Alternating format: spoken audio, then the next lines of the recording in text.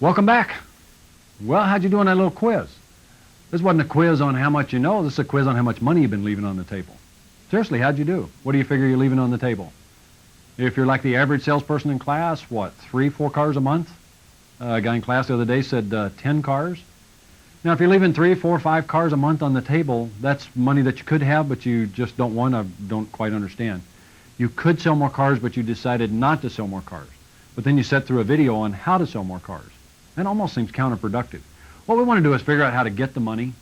You know, if you're leaving 5 cars a month on the table that you could sell just by going to work and doing what you're supposed to be doing, at even a couple $100s a piece, we're talking $1,000 a month, we're talking $12,000 a year. If you're a $30,000 a year person, you're leaving almost half as much again as you're making on the table. There's a 50% increase right off the bat.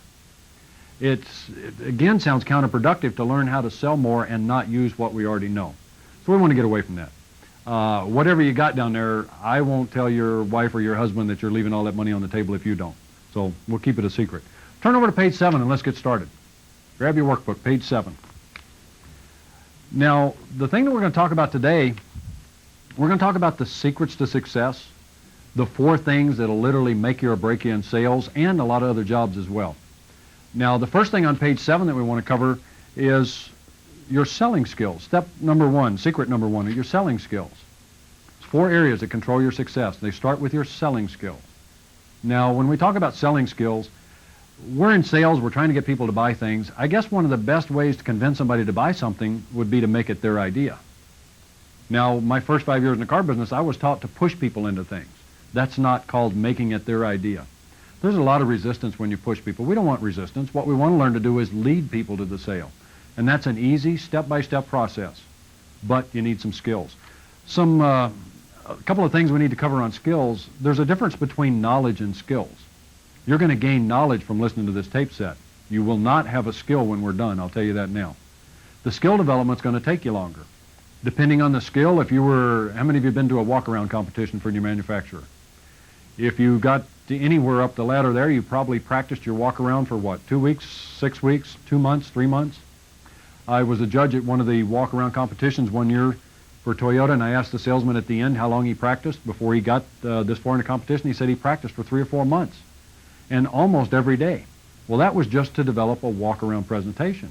Now, there's other skills that you need. In fact, if we look at different skill levels, a minor skill, a very minor skill that you need as a salesperson in the car business, you need to learn to fill out an appraisal slip. That's really just basically name, address, phone number, the trade, the type, the year, the miles, and you fill in the little check off it's missing a front fender or whatever. Now, that's a minor skill. That's almost a no-brainer.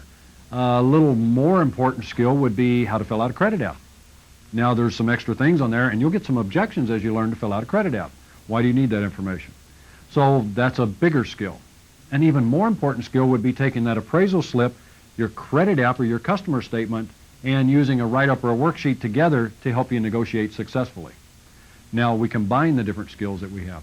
And when we talk about skills, there are dozens and dozens of skills you need. Name a selling skill. Closing, that's a selling skill. Handling objections is a selling skill. Follow-up is a selling skill. Product knowledge? No, that's not a selling skill. That's product knowledge. Now, I would agree that it takes a selling skill to turn product knowledge from a feature to advantage to a benefit. But product knowledge by itself is just product knowledge, and we'll touch on that in a minute. Closing, handling objections, follow-up, prospecting, staying off price, those are all selling skills. Switching from new to used, selling skill. Leasing is a selling skill. Picking up a telephone and handling it correctly, a selling skill. You need to develop your selling skills. And if it really does take 30 to 60 days to develop a skill, then you've got your work cut out for how long? Sounds like the rest of your career developing skills. And when we talk about gaining more knowledge and developing more skills, the first couple of years I was out of the car business, I went through 100+ books, tapes, and seminars. And since I got back in the car business, I probably went through another 100 or 200 or 300 books, tapes, and seminars, still learning more. And now I write books, and I make videotapes. Do I need to keep learning more and developing new skills? I'm sorry, you guys have to participate in this sometime, you know.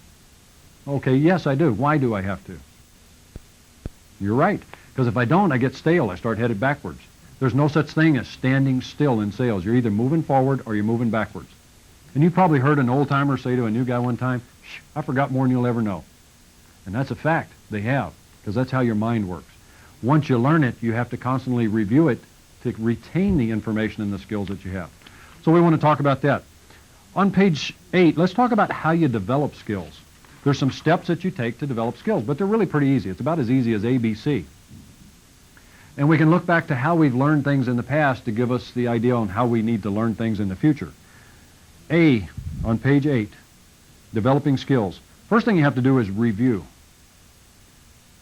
Review. Going through this tape one time is not going to teach you everything you need to know about how to sell cars. You need to review it again and again and again and again. I had a call a few months ago from a salesperson up in Northern California. And he called me, he said, I've been meaning to call you for a long time. He said, last year, he said, my income was $110,000 selling cars. And he said, I've always done well. And he said, I was real proud of myself. He said, I was listening to one of your tapes. And in the tape, you talked about raising your sales, developing more skills and all that, and making more money. He said, and I really haven't applied myself lately. So the next year, he said, for one entire year, I listened to your tape series. He said, I listened to a tape a day for a year. Now, that's a lot of tapes and a lot of listening. That's a lot of review. He said, the reason I'm calling you, he said, I did that for one full year. He said, the year before, my income was 110. Last year, my income was 182,000. And that's a good improvement for a 100,000 a year person. I said, well, what was the biggest change that you made? I'm figuring he's going to tell me he started a great follow-up program or something like that. He said, the biggest change I made was I slowed down with my customers out on the lot. I realized that I've been going too fast. I've been trying to get people to buy too quickly. He said, I slowed down, my sales went up, my gross went up, and my customers are a lot happier. There aren't any little speedy, quick trick methods that I can teach you about how to sell cars. It's a step-by-step process, but you're going to have to review the information again and again and again. Now, another part of learning. Remember when we were kids in school? We talked about it on the last tape. We had homework. Now, you didn't have any homework last night because that was the first tape, but you have homework throughout the rest of this series. The homework isn't punishment. The homework is to help you retain the information. By doing homework, you'll probably go back and review your class to make sure that you get the answers right in the homework, so it reinforces what you've learned. Homework is a critical part of developing skills. And C would be practice, just like the boxer, the bowler, or the golfer. If you want to get better, you have to practice, drill, and rehearse. Now, it is important to practice correctly. You want to make sure you're practicing the right way, not the wrong way. If you're a golfer, you can go out there and practice all day, but if you're swinging wrong, the ball still goes the wrong direction. So we want to make sure that we have an effective practice session. Some tips on practicing at the bottom of the page there. Role play with somebody else. Instead of spending that huddle time out there talking about what won't work, talk about what will work. Go out there and role play, practicing, drilling, rehearsing your presentation that we're going to talk about later. Practice your demonstration. Practice your service walk. Practice closing. We're going to bring a little of some of the other series into this tape set and talk a little bit about closing. Some of the questions you need to learn. You're not going to learn them just because I tell them to you. You're going to learn them through practice and role playing. One tip on practice, and it always comes up in our classes every time we hold a class. The easiest thing to do in a practice session is talk about the toughest customer you guys can dream up. The one who walks on the lot with a chip on their shoulder, says, I'm going to shop 17 places. Or the people that don't want to talk to you say, look, leave me alone, I'll find something I like, and then Don't do all your practicing on that person. If you talk to 100 people, out of every 100, how many are that toughest customer in real life? What, 2 or 3 or 4? Heard somebody say 60%. It's never even close to 60%. It's probably somewhere in that 5 or 10% range. So 10% of the people are tough. That means 90% are regular. We want to focus our role-playing and our practice on regular folks. This is where the money's at. Who cares? If you never close this 10%er, what difference it make? If you develop your skills and start doing a better job with the regular people, you'll sell a lot more cars and make a lot more money. Number 2 there, it says make a practice tape. Videotape yourself. Set up a video camera. You don't have to turn it into a production. Just set it up in a corner, turn the thing on, get up and role-play your walk-around, role-play your demonstration, role-play a service walk, role-play some of these selling skills. Videotape it. Number 4, and this may be one of the most important things. I don't know if you realize it, but when you hang around the 6, the 8, the 10-car guy out there on the lot, the ones who are, again, nice people, but who don't really have the desire to learn more or do a better job, when you're out there, I don't know if you realize it, but in that huddle, you're role-playing. You're role-playing your future success. And a lot of people say, well, I can sit there and listen to that stuff. I don't pay any attention to it. It doesn't work that way. You stand in that group, you hear the negatives, it goes in one ear, and most of it comes out the other ear. But some of it gets hung up in there. And when we talk about attitudes in a minute, attitudes don't go from here to here. Attitudes generally decline over a period of time. And if you look at when we started selling cars, we had a great attitude. Our attitude was way up here. Now, we had no selling skills. Our selling skills were way down here. As we developed selling skills and got better at selling, the old-timers took away our attitude. And where these lines cross is where most people spend the rest of their career, and that's generally in the 10-car range and the $30,000 a year range. We've got to maintain that attitude. Ziegler talks about getting a checkup from the neck up, and we want to make sure that we're constantly maintaining that positive attitude. So first of all are your selling skills.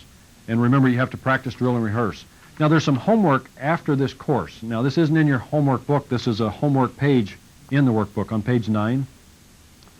I wrote out a list of selling skills. There's a lot of skills here on the page, and I didn't really do this for you guys. I did this for me when I got back in the car business.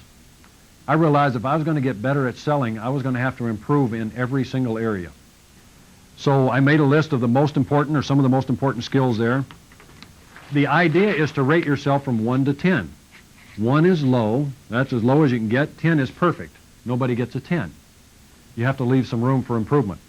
And try not to highball yourself too much when you do these things. When I got back in the car business, my first thought when I was doing these, in fact, I did the same thing you may want to do. I made a copy of this page, and I went through the first copy, and I highballed myself and got it out of my system. I just gave myself a 10 on everything. Closing, yeah, 10, why not? Presentations, yeah, I give a good presentation. Give me a 10. Well, then I looked at my closing ratio. If you're closing 20% of the people, you can't get a 10 as a closer. The most you can get is a 2. If you're only given that great presentation that you have to 3 or 4 out of 10 people, you can't get a 10. I don't care how good it is. The most you can get is a 3 or a 4. You have to leave some room for improvement. A couple of other things, and it's real important to give yourself accurate ratings. Let's take a look at your closing ratio for a second.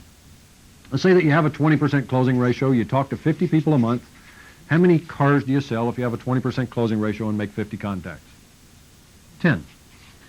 Let's look at what happens with a minor improvement in your closing ratio. If you really admitted, well, I'm a 2 on closing instead of an 8 or a 9, and you worked hard and you improved your closing ratio from a 2 to a 3, from 20% to 30%. If you talk to the same number of people, you still talk to those 50 people, how many cars do you sell now? No, not 12, 15. You get a 50% improvement for a 10% increase in your skill level. And that would be true on most of your skill levels. These have a ripple effect. As you make a minor improvement, it has a ripple effect in your paycheck. That's why in the beginning of the tape, we talk about doubling your income, and a lot of people may think that's a high ball. It really isn't. I can show you in goal setting on the next couple tapes how to take where you are and figure out where you'd like to be and literally double your income. Now at the bottom of page 8, page 9, it says write in your 3 weakest areas. You want to constantly review your skills, and you want to do it as soon as this class is over, all 8 tapes, not this afternoon. Let's get a little more information before you rate yourself. And then you want to do it again about every 90 days. You want to find your weakest areas, work on those. Now I can tell you now some of the weakest areas you have in sales are some of the most important skills. Closing. We're closing 20%. If we close 20%, what percent get off the lot without buying? 80%. Now, that might sound okay if most of the people weren't really buyers, but we're going to talk about some statistics after a while that'll kind of knock your socks off. Most of the people that walk on the lot are going to buy a car, and most are going to do it in a very short time. We're getting a very small percentage of the sales that we could have. So we have to practice, drill, and rehearse and develop our skills. Another skill that you need on page 10 is product knowledge. There's no question. You need product knowledge. But there's some common mistakes we make with product knowledge. There's some things that we don't do. Let's look at the 3 biggest mistakes on page 10 at the top of the page. Three biggest mistakes salespeople make with product knowledge. First place, they don't have enough product knowledge. Number A, they don't have enough product knowledge to give a good presentation. Now, how much of this do you remember if you just listen to the tape? 10%.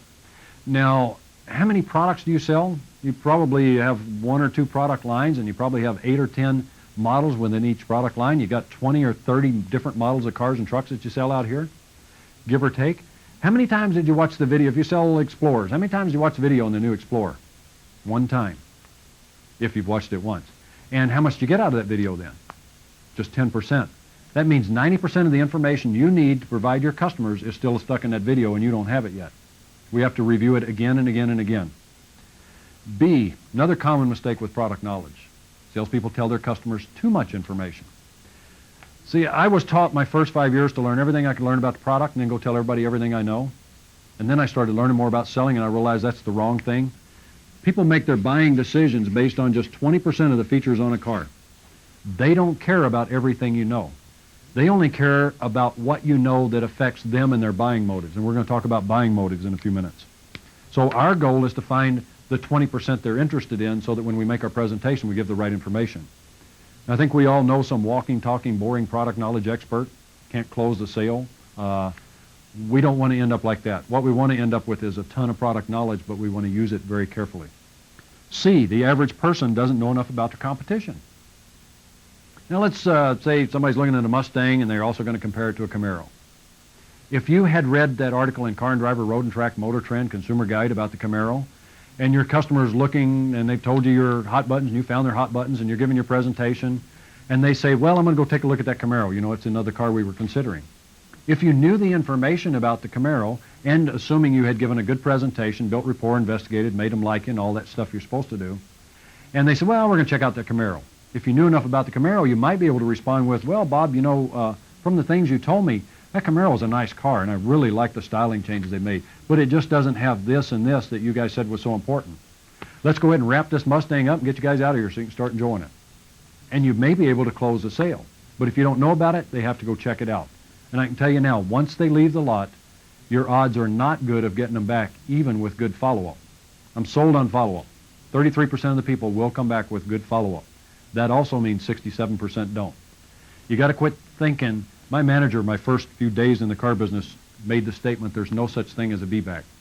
What he meant was, don't believe people are going to come back. Because he said that, though, I never really did much follow-up. He said it doesn't work. It does work, and I'm sold on it.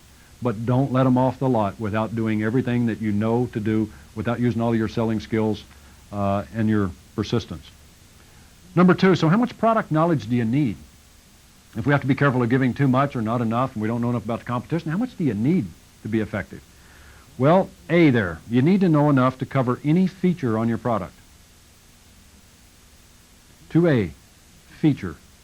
Now, we have some feature information. The problem with just giving a feature presentation, we've heard the feature advantage benefit presentation. If we only give feature presentations, we raise the cost of owning the car.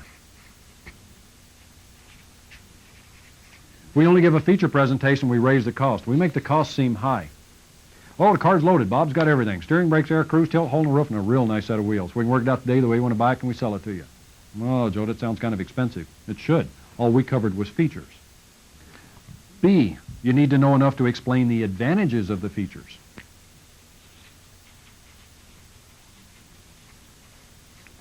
The advantage. The feature is what it is. The advantage is what it does. And C down there is the benefit. The benefit is why they care. Features, advantages, and benefits. What it is, what it does, why the customer cares. Your presentation needs to focus on all 3 of those. And you and I were taught to just tell everybody everything we know. Like an airbag. That's an important feature for somebody whose 20% is about safety. But if you just say, oh, Bob, car's got airbags, driver and passenger side. All you've given is a feature. It's nice, and it may have some benefit because the customer said I'm real concerned about safety. But if you cover the advantage and benefit, you get an even bigger oomph out of your presentation. So instead of just saying, oh, it's got driver's side and passenger side airbags. And a lot of people are pretty familiar with them, but they don't really understand it. When this car gets hit, pops the airbag out and protects you and your family. And with them in the car, I know safety was important to you, wasn't it? Oh, yeah, Joe, I kind of like that. The other thing at the bottom there, number D, and I was reminded of this again not too long ago. I was listening to another tape set. You need to know enough about your product. In fact, you need to know just enough about your product to get your customer excited about owning it. You ever heard that old saying, sell the sizzle, not the steak? Sell what it is, sell what it does, not what it is. You want to get people excited about owning this thing. You don't do it with that long drawn out, boring presentation. So take it step by step, get them excited, get them involved, find out what they want, cover the features, advantages, and benefits. Developing your feature advantage benefit skills on page 11. Now, I didn't come up with this feature advantage benefit stuff. The first reference I ever read to feature advantage benefit selling, it wasn't out from one of the manufacturers. I would have thought they came up with it. I was reading a biography, an autobiography about Ben Franklin, and he was America's first self-made millionaire. I don't know if you ever heard of him. He said, when you want to win the negotiation or when you're trying to convince somebody else to do what you want them to do, you got to cover the feature, what it is. You got to cover the advantage, why it's important to them, and you got to cover the benefits to them of doing what you'd like them to do. Otherwise, you're not going to get them to do it. Now, your homework on page 11, in the middle of the page there first, it says, remember, feature-only presentations raise the cost. Feature presentations raise the cost. Feature advantage benefit presentations, B, raise the value. Now, at the bottom of the page, to help you remember these things, on the right side of the page on the bottom, there's that word spaced spelled out. On the right side of the page, and then you've got the lines before it. We have to learn to fill in the benefit for the customer. A feature advantage benefit. The feature is a disc brake. The advantage is it stops you quicker. The benefit is what? What's the S stand for? Safety. What does the P stand for? Fuel injection. Monitors fuel and air mixture better and gets you the performance that you said was so important. The appearance. This has got the new styling this year. Sleeker lines, nicer appearance. And styling and appearance, the bottom of the page there, it says number 1 hot button, styling and appearance. Nobody buys ugly cars. Try to keep that one in mind. Always talk about how pretty that is. Make sure that they've said they like blue before you say, boy, that blue sure is pretty. Now, safety, performance, appearance, comfort, economy, and dependability. The problem is they don't just blurt out and say, Joe, I'm looking for a safe car. Most people say these things in other words, and it's your job through effective investigation to find out what they want the car for, how they're going to use it, and what their buying motives are. Your homework tonight is to write out features, advantages, and benefits of your product. See, most of us have some general knowledge, but we don't have enough knowledge to give an accurate and effective presentation. If you're supposed to give a 6 or 7 point walk around of your product, and you start here, and you go to here, and you end up in the driver's seat, aren't you supposed to cover 3 to 4 features, advantages, and benefits in each one of these areas? Well, if you've got a 6 point walk around, you need to know 24 features, advantages, and benefits of just safety, if that's all I care about. Or if I don't care about safety and I'm most concerned about comfort. You need to know 24 features, advantages, benefits of comfort. You need a lot more product knowledge than you have, and then you have to use it very selectively. So your homework in your homework book is very self-explanatory tonight. Remember that people make their buying decisions on just 20% of the features. So it's our job to find out exactly what they want. The second secret, and again, this shouldn't come as much of a surprise, on page 12, number 2, your work habits. And I made the statement on the previous tape that this is the only job I've ever had where I wasn't required to do anything. Y'all ever have a real job? Anybody in the audience there ever have a real job? I mean, like you work for a real company? You did? When you went to work in the morning, did you have to actually do things from 8 to 5? You got a little short break at 9:15 or whatever it was, a lunch break and 5 o'clock. If you decided to only do half the job there, would they have let you keep working there? Of course not. Sales is one of those jobs where nobody's standing right beside you making you do the right thing. The rules are kind of vague. We are told what we should do, what we're supposed to be doing, but there's not a manager there for every single salesperson to make sure we're doing it. So most of selling is left up to us, and that's the bad news. On page 12, your selling habits. The good news is you need to go to work, and you can learn to do that. This series comes with a tape that I did years ago. It's called Go to Work. It's one of the most popular tapes that we have. We've included one for everybody that gets a workbook. If you'll listen to your Go to Work tape every day for 30 to 45 days, I'll guarantee you 2 things will happen. Number 1, you'll be sick of listening to it. But number 2, you'll also change your work habits. How long does it take to change a habit? I forgot. 21, 28, 30 days. Last time I read something, it was 42 days to break a bad one, 28 days to create a good one. So you need to give it 30 to 45 days. Let's change your habits. Let's hit the ground running when we come to work. Here's a good list of your daily dozen on what you need to do at work every day. And the first one will kill you in sales. You got to leave your problems at the curb. You can't come to work with that ugly look on your face and all those problems and that beat up approach and go out here and sell a lot of cars and have fun and make money. Your customers just, it's not that they're not interested. They care. They're sympathetic or empathetic, whichever it is. But that's not what they're involved in right now. They don't want to hear it. They don't want to be involved in it. So go out there and have a good attitude, smile, and leave your problems at the curb. We all have problems, and just a little tip that I used to do, and I mean this literally. I used to, on my way to work, hit the curb. You know those little brown paper bags we bring our lunch in? I put mentally my problems in a brown paper bag, and I set them at the curb. And I went through this little mental process, set them down at the curb. You don't have to worry about leaving them there. Everybody's got enough of their own. They're not going to pick yours up.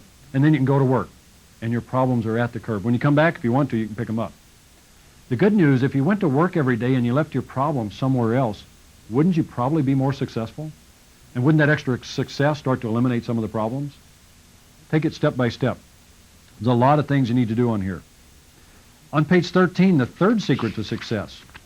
So far we've talked about skills. Number 2 was habits. And number 3 is your attitude. Number 3 is your attitude. How important is your attitude in sales? How many of you need that checkup from the neck up? Attitude's everything.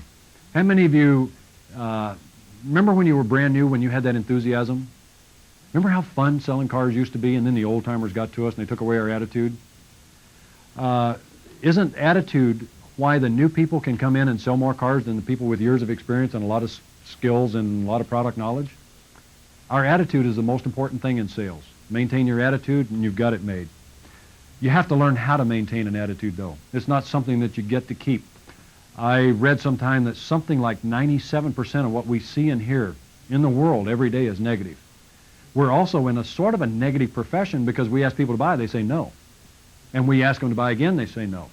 And the average sale is made after the 5th time you've asked them to buy and they've said no. So it's not rejection. Don't worry about learning about rejection. Just understand the facts of selling and realize that anything that affects you that's negative is also going to affect your paycheck. Some tips on maintaining a great attitude. Number 1, and I can't stress this enough, you got to stay out of the huddle. You got to turn in your membership dues and cancel your membership to the coffee club out here. It's killing you. If they're not out there on the lot talking about positive things, walk away as quick as you can. Stay away from the group unless the group is having a positive discussion. You can't listen and not absorb it.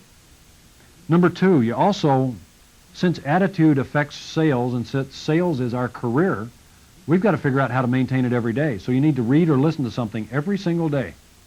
Now you can do that on your way to work. In fact, your go to work tape will help you with your attitude. We'll talk about things you can do at work.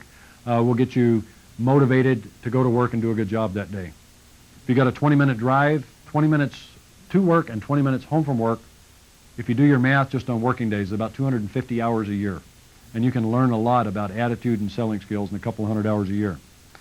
Number 3, I was listening to a speaker one time and he said if you want to be successful, you got to maintain your attitude. He said you got to be careful. You got to turn off the TV, the radio, and stop the newspaper. TV, radio, and newspapers. When you flip on the TV and the news, is that positive or negative? How about the radio, positive or negative? Newspaper, positive or negative? Oh, what a great world we live in. It's always about some blood and gut stuff every single day. And every bit of it has an effect on your attitude, and every bit of that affects your income. Number 4, get healthy. We're in the profession where the only tools we have is our mind and the words that we use. And, you know, I used to party hard and drink too much Budweiser too. If you drink 2 6-packs of Budweiser a night, you're not going to have a good day tomorrow. That's just life. That's how it is. And we're in today's market. You got to learn to eat right. You got to get healthy. Number 5, you need to exercise. If you exercise, you keep that fresh oxygen pumping to your blood pumping to your brain, and your brain actually works a little bit better that way. Anytime you're in a slump, take a walk around the block. And when I say exercise, you don't have to pump iron every day, but you do need to do something. A brisk walk, ride your bicycle, do the stairs instead of an elevator. You got stairs at work, you're tired, go up and down the stairs a couple times. It'll give you some extra energy and give you that little oomph that you need. Another thing that goes along with attitudes on page 14, selling has to be 80% assumptive. Selling is 80% assumption. If you're going to be in sales and you're going to be successful, you got to quit going out there with that ugly look on your face and saying, I don't suppose you want to buy a car, do you? You have to, on the other hand, assume that if there's a breathing person standing there, they came to get a car. You have to assume if they're standing at your lot, they came to get your product. You have to assume if they're at your lot, they came to get that product from your dealership. You got to assume that with a good presentation, demonstration, you can overcome all those reflex objections that you get. Oh, we're just looking, not buying today. You have to assume with good closing skills, you can close the sale. You have to assume with good negotiation skills, you can finalize it. You got to assume if all that doesn't work, you can get them back in with good follow-up. You got to assume if they don't come back in and buy from you this time, they buy from somebody else, you can get them in next time. And when you can't assume, you've limited your income. You got to maintain a positive attitude, and this has to be an assumptive career. On page 15 is the fourth secret. It's the last secret and one of the most important secrets. This one is your choice of customers. A lot of you think you're stuck talking to whoever walks on the lot. You're not really. Now, let's talk about some different groups of people here. And we'll talk about some of the differences between them. In fact, before we do that, let me touch on selling just a little bit. Let's get a little bit ahead of ourselves. I use this line in class a lot to talk about the time we spend with a customer, from the time they get on the lot till the time they leave the lot in their new car, not counting finance. Let's look at the buying process and let's look at the selling process. Now, the buying process is a four-part process, especially with an expensive product. People have to like you. If they like you, they'll listen. If they listen, they may believe you. And if they believe you, they may buy. Now, again, we're going to cover this later, so you don't have to write it down. The selling process is designed to work people through the buying process. Now, if this is the time we spend with a customer from curb to curb, how much of our time should be spent building value, investigating, presenting, demonstrating, all those little wrapped up things that build value? What percent of the time? Heard somebody say all the time. Close to all the time, but some of it's going to be finalizing, doing the paperwork, and negotiating in there. So would we agree about 80% of our time needs to be spent building value? Now, we're going to talk about the basic steps to selling, presenting, demonstrating. That's how you build value. But you need to remember this part, especially this one. 71% of your customers said they bought the car because they liked, trusted, and respected their salesperson. These first impression, greet the customer, build rapport, investigate, present, and demonstrate, and your service walk and your evidence manual are all important. These four make them like you. Guess which step of the sale that we skip the most with most of our customers? These steps. They walk on the lot and say, well, look at a Camaro. We say, great, come on, we got 7 of them over here. And we skip some of the most important parts of selling. Remembering that, let's take a look at the customers that we talk to.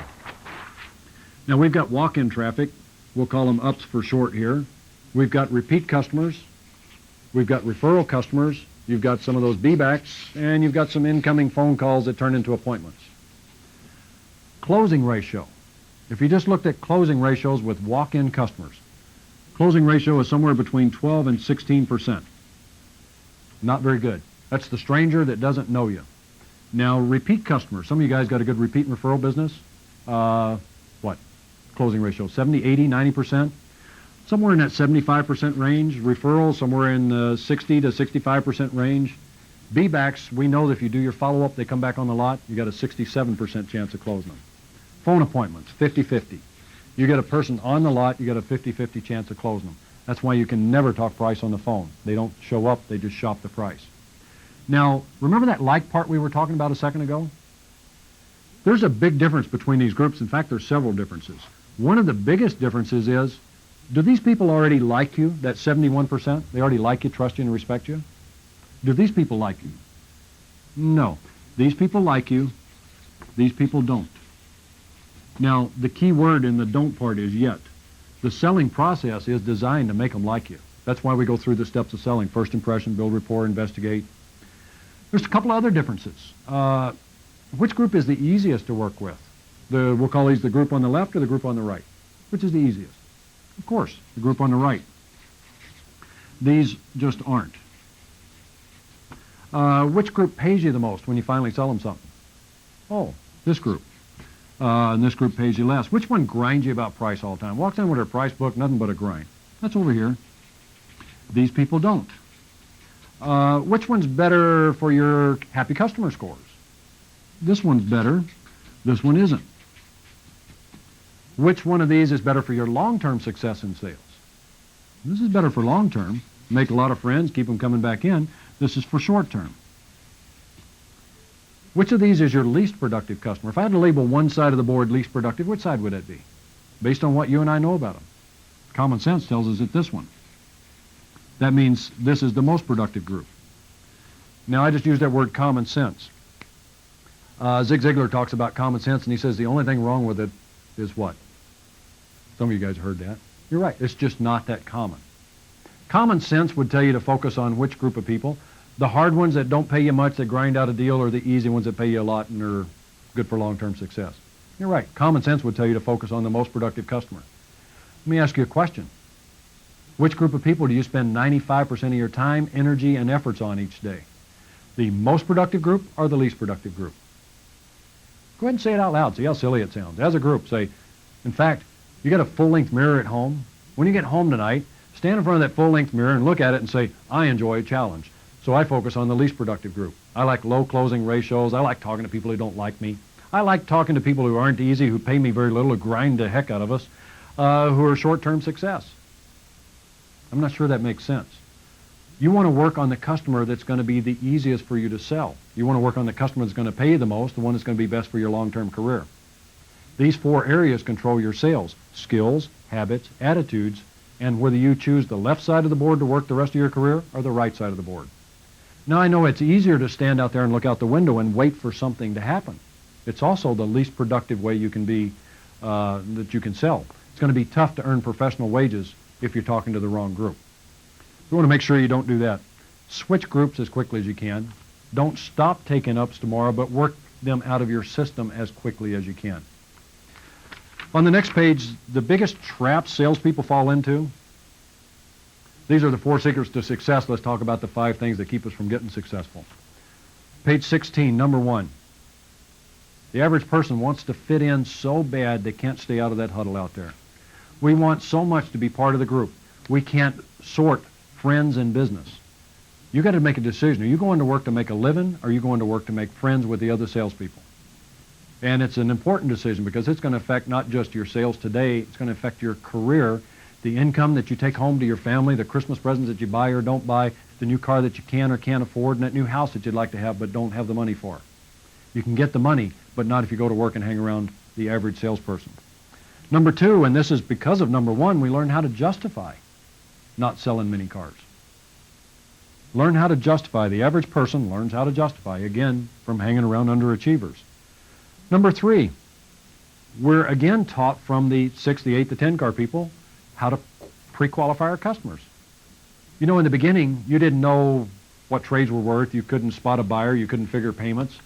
You had to rely on management to tell you whether people could or couldn't buy. And then the 6-car guy showed us how to do all this stuff. And ever since then, you've been losing sales and losing income. Number 4, it's hard to imagine in the highest paying profession that almost everybody goes to work to wait. We go to work and we stand there and wait for something to happen. We get in this little group out here, we flip pennies or whatever. We talk about what's wrong, the weather, the market, the interest rates. We watch people pull in the lot, and then we trip each other to go get them, or we flip to see who has to take them if they don't look like a good customer. If you wait, you're going to wait, and you're going to get about $25,000 to $35,000 a year. It's going to be worth 8 to 10 to 12 cars. You can sell 16 or 18 if you want to work 2 shifts. But if you're talking about earning wages, it's good for about 30, 35 grand a year. Go to work, it's good for 75, 100, 200,000 a year. Number 5, there's no question as an industry and as a group, we work long and we work hard. Number 5, they work long and they hard, but they have no goals, just good intentions. And I got to tell you, but long, hard work and good intentions don't get you anywhere. We're going to talk about that in goal setting in the next couple of tapes. But you can work and work and work and work and spend your life down at the dealership, or you can go in and hit the ground running and work smart and get it over with quick. This is not a class on working longer and harder. This is a class on learning to work smarter. What are the 4 areas that control your success? What was the first one? Your selling skills. Some selling skill examples. Again, closing, objections, follow-up, prospecting. Your work habits. And like we were just talking about here, you either go to work or you go to work to wait. Waiting is worth 30 grand, working is worth 100. Your attitude. And how are you going to maintain that attitude? Stay away from them, learn something positive every day. And your choice of customers. I hope I've talked you into switching groups. Your career, your long-term success is going to depend on your customer base. Short-term success depends on what you do today, your selling skills, closing skills, objection skills. Long-term success depends on this right side of the board. We're going to talk about each one of these in the next few tapes.